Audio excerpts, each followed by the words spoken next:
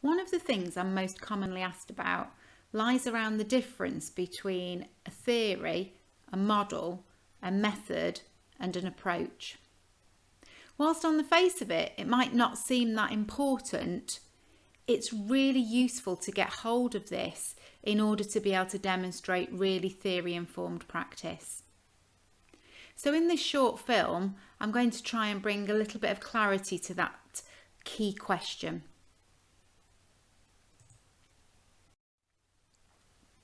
In science, a theory is said to provide us with a framework which can help us to do 4 things.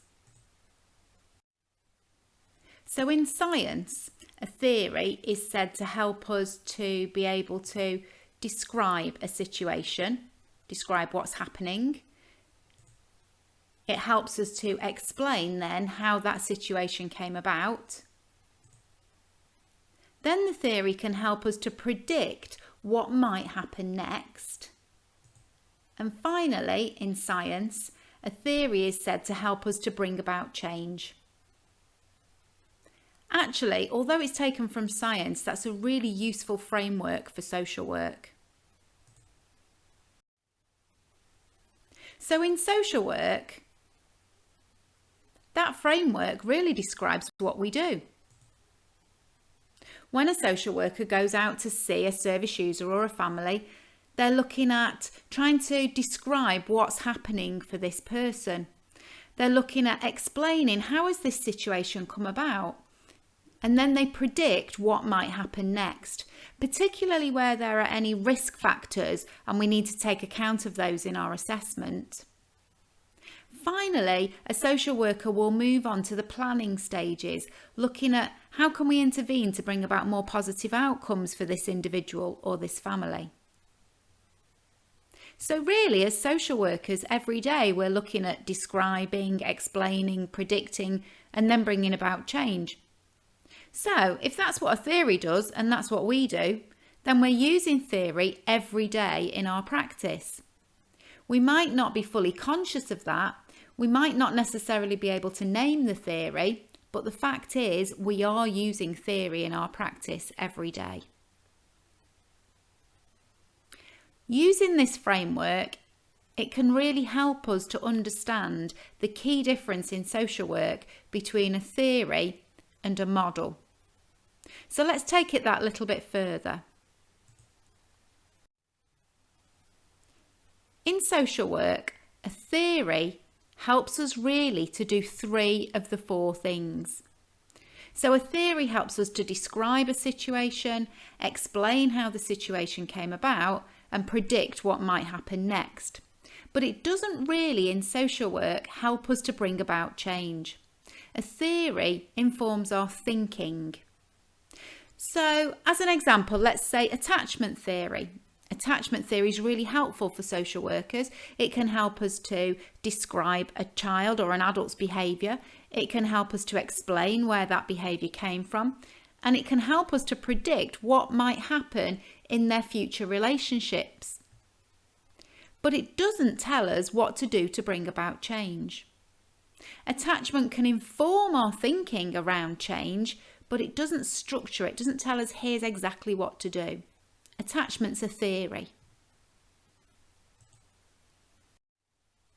A model, on the other hand, doesn't help us to describe, explain, or predict, but it does help us to know here's how to intervene to bring about change in the situation.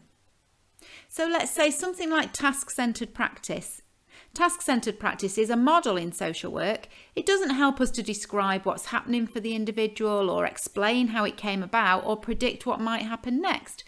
But it does help us to think about here's a way to work with this service user to bring about change in their lives. So it's a model.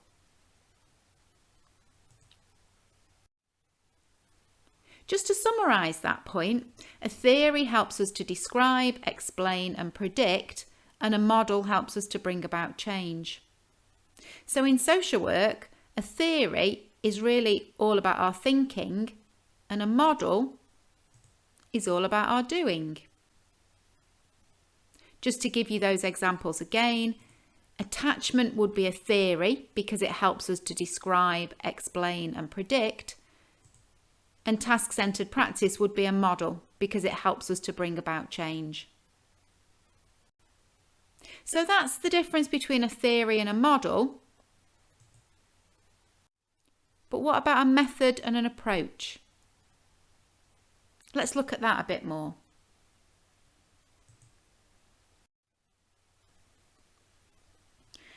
So in social work, a method is really a specific way of working. Sometimes it's described as a tool for social work practice.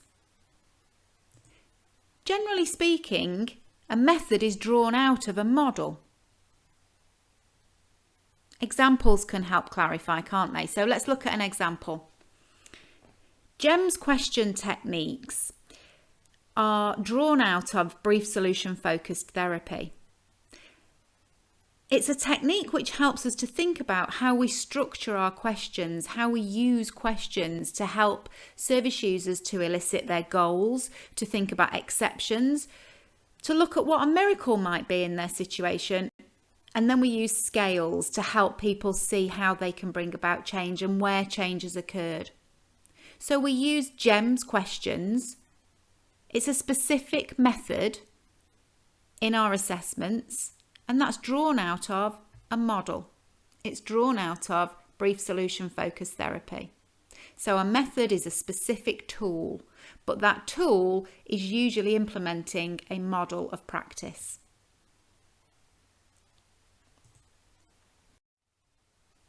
Then an approach.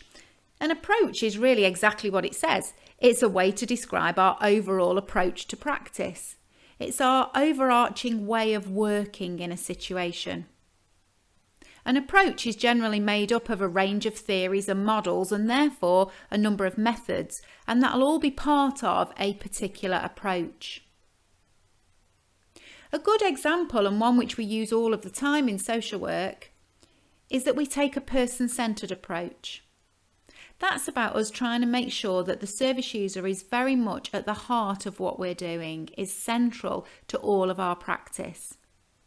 If we're employing a person-centred approach, we might use a range of theories that help us understand that person as an individual. We might look at theories like personhood, which help us to consider what it means to be a person. Then there'll be a range of models and methods that we use to be person-centred. So, for example, person-centred planning has a number of specific methods or tools within it which we might use as part of an overarching person-centred approach. Sometimes I find it helpful to think about the difference between a theory, model, method and an approach using a kind of family tree.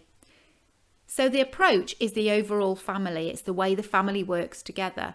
But within the family there are a number of theories and there are a number of models. And those models have a number of methods.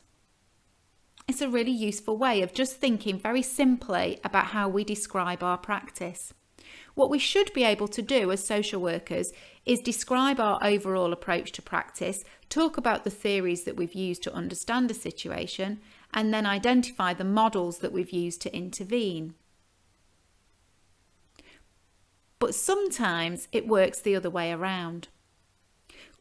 Quite often social workers are really good at picking up a range of new methods in their practice.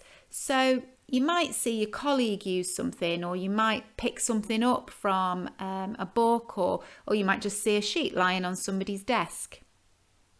The Three Houses is a really good example of this. The Three Houses direct work tool is being really widely utilised by social workers as a direct work tool to elicit the wishes and feelings of children and to look at how children understand their situation. It's important though that if you're going to use a specific method, you can identify what model that's part of and what overarching approach you're using. So if you were to say, I'm using the Three Houses as a direct work tool, that's your method, that's actually drawn out of a model. Specifically, it's drawn out of the Signs of Safety model to child protection. And the Signs of Safety model comes from a solution-focused approach. So that practitioner using Three Houses Direct Work tool could say, I take a solution-focused approach to my practice, and as part of that, one of the models that I find really useful is the Signs of Safety model. And I particularly like to use the direct work tool of Three Houses drawn out of that model as a method for my practice. Now there's a way of a practitioner demonstrating fully theory-informed practice. See if you can try that for yourself around a method that you're using. See if you can draw up that family tree approach to be able to describe not just the method, but also the model and the approach that you're using. So just to summarise, perhaps the most straightforward way of thinking about this difference between theories, models, methods and approaches is that theories inform our thinking and the way we look at something. They help guide our understanding. Whereas models and methods are about what we do and the way we respond to a situation. And then an approach is the overall thing. An approach will influence the way you understand something and what you do when you understand it. So to be really theory informed in our practice, we need to be able to describe what's guiding our thinking and what's guiding our actions. And that's the end of this short film. I hope it's given a little bit of clarity to that key question. Please do let me have any feedback, and of course use the question and answer forum within the app if you want to pose a question about this. Thanks for listening.